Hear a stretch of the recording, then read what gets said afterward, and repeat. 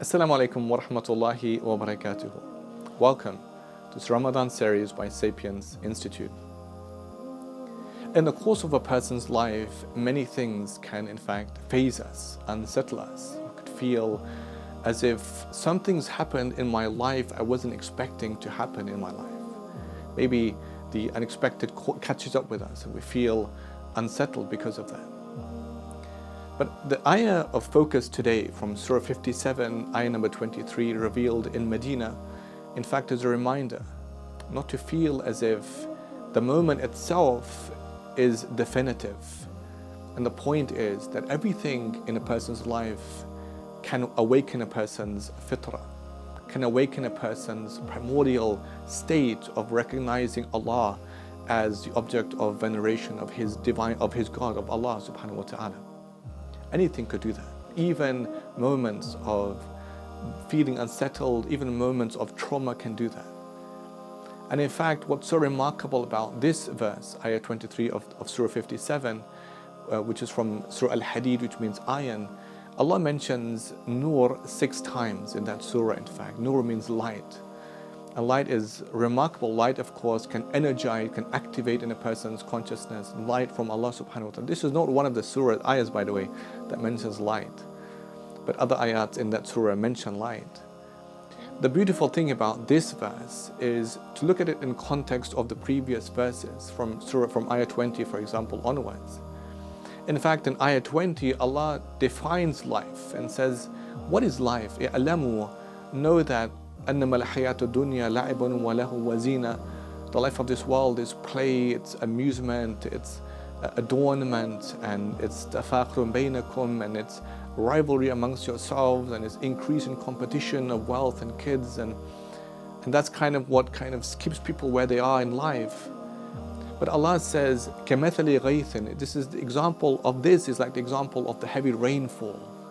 That when it rains, it pleases a farmer because he can see his crops begin to grow, and you think there's something happening. The farmer is pleased with that. His crops are growing, everything is good in life. But then Allah says the crop begins to wilt, it begins to weaken, begins to stoop. And when the farmer sees that, he thinks, what's happening with my life? What's happening with this? And Allah says, and then it turns yellow, in fact, فَتَرَاهُ مُصْفَرًّا. The plant that was all healthy and able once upon a time is now turned yellow, is weakened. Then Allah mentions the next life there's going to be forgiveness and punishment for those who deserve it. And then Allah says, on account of this, knowing of course everything is temporal in life, sabiqu, the next verse says, race and compete for Allah's forgiveness and Allah's divine pleasure in the next life, or investing in the next life, doing things in this life as investment for the next life. When this verse comes, ayah 23, Allah says, on account of the things you might experience in life, and if that's your focus, and it should be, realizing anything in life could reawaken my sense of fitrah, even things I'm not initially happy with, there's a divine purpose and a cause behind them. Allah says, لِكَيْ لَا تَأْسَوْا عَلَى مَا فَاتَكُمْ وَلَا تَفْرَحُوا بِمَا آتَاكُمْ إِنَّ اللَّهَ لَا يُحِبُّ كُلَّ مُخْتَالٍ فَخُورٍ. This for the purpose. You do not feel despondent, and you don't feel, despondent and sad over the things that you've missed in life, and nor do you exult in what you've gained in life. Allah doesn't love any arrogant boaster. Very powerful here.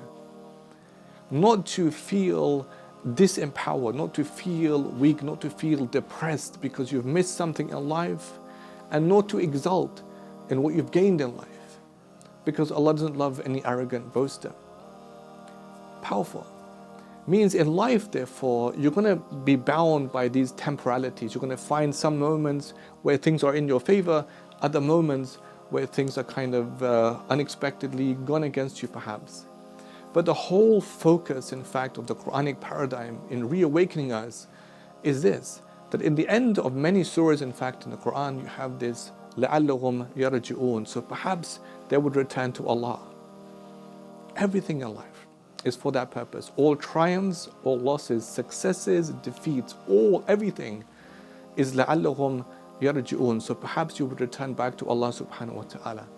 Therefore, think about that in the month of Ramadan that we're in now, for example. Wherever you are in life, whatever steady, unsteady moments you might have gone through, are going through, perhaps will go through, all of this is purpose to reawaken within you that calling back to Allah subhanahu wa ta'ala.